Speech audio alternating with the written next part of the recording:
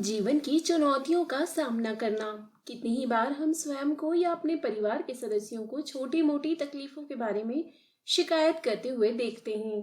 अपने जीवन में हमें कई शारीरिक तकलीफों से जूझना पड़ता है। बचपन में हमें बाल्यावस्था संबंधी रोग हो जाते हैं।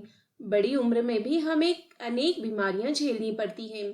जब कभी हम ज्यादा खाना खा लेते हैं तो हमारे पेट में दर्द हो जाता है। हम में से कई लोग इन बातों को लेकर बहुत परेशान हो जाते हैं और शिकायत करते रहते हैं। लेकिन अगर हम अपने आसपास नजर दौड़ाएं तो देखेंगे कि कितने ही लोग गंभीर विकलांगताओं से पीड़ित हैं। हम देखेंगे कि किसी का कोई अंग नहीं है तो किसी को कोई जानलेवा बीमारी है। इनमें से कुछ लोग ऐसे भी होते हैं जो इन चुनौतियों के बावजूद भी जिंदगी को भरपूर जीते हैं। वे अपने शरीर की तकलीफों का असर अपने मन और आत्मा पर नहीं पड़ने देते। वास्तव में हम आत्मा है। हमारा सच्चा स्वरूप आत्मिक है। शरीर केवल आत्मा के ऊपर चढ़ा आवरण है। आध्यात्म के द्वारा हम अपने सच्चे आंतरिक स्वरूप को पहचान सकते हैं।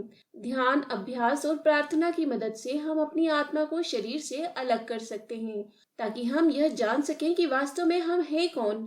हम में से कईयों के पास कारें हैं। कई बार कार खराब हो जाती है और हमें उसे मरम्मत के लिए भेजना पड़ता है। इससे हमें चाहे थोड़े दिनों के लिए असुविधा हो और हमें किराए पर भी कार लेनी पड़े, या हमारे परिवार के किसी सदस्य और मित्र को हमें अपनी कार में यहाँ वहाँ घुमाना पड़े, लेकिन उस समय हमें ऐसा कभी महसूस नहीं होता कि हमारी जिंदगी ही खत्म हो गई हो। हम जानते हैं कि कार तो सिर्फ एक भौतिक साधन है जिसका इस्तेमाल हम अपने शरीर को एक स्थान से दूसरे स्थान तक ले जाने के लिए करते हैं। ठीक इसी तरह हमारा शरीर भी हमारी आत्मा के लिए एक भौतिक साधन ही है। कभी कभी इसमें खराबी भी आ सकती है, लेकिन इससे हमारी आत्मा पर असर नहीं पड़ना चाहिए। हमें अपने जीवन को भरपूर जीना चाहिए, चाहे हमारा भौतिक साधन खराब हो या नहीं। जीवन के किसी न किसी मोड़ पर हमारे शरीर में बढ़ती आयु के चिन्ह दिखने लगते हैं। हालांकि जीनोम प्रोजेक्ट द्वारा वैज्ञानिक उस जीन या गुणसूत्र को ढूंढने की कोशिश कर रहे हैं जो आयु के बढ़ने के लिए उत्तरदायी है। और हो सकता है कि एक दिन ऐसा भी आए जब अनेक लोग 100 वर्षों से भी ज्यादा समय के लिए जिए, लेकिन फिर भी ऐसा एक दिन अवश्य आता है जब हमारा शरीर उतनी अच्छी तरह काम नहीं कर पाता जितना कि युवावस्था में करता था।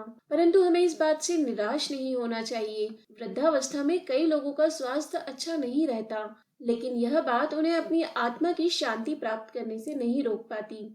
इसी प्रकार हम भी शारीरिक तकलीफों के बावजूद मानव जीवन का भरपूर लाभ उठा सकते हैं। अंतर में प्रभु के संपर्क में आकर और उनके दिव्य प्रेम का अमृत पीकर हम वो प्रेम दूसरों में भी बांट सकते हैं। ऐसा हम में से हर एक कर सकता है, चाहे हमारी शारीरिक परिस्थितियां कैसी भी हो। यदि हम किसी बीमारी के कारण घर पर हैं, तो हम अपने परिवार के उन सदस्यों को प्रेम बांट सकते हैं जो हमारी देखभाल कर रहे हैं। वास्तविकता तो यही है कि जो बीमार है वो सिर्फ हमारा भौतिक आवरण है। हमारी आत्मा तो हमेशा पूर्ण रूप से स्वस्थ रहती है। हमें अपनी शारीरिक तकलीफों का असर अपने मन और आत्मा पर नहीं पड़ने देना चाहिए।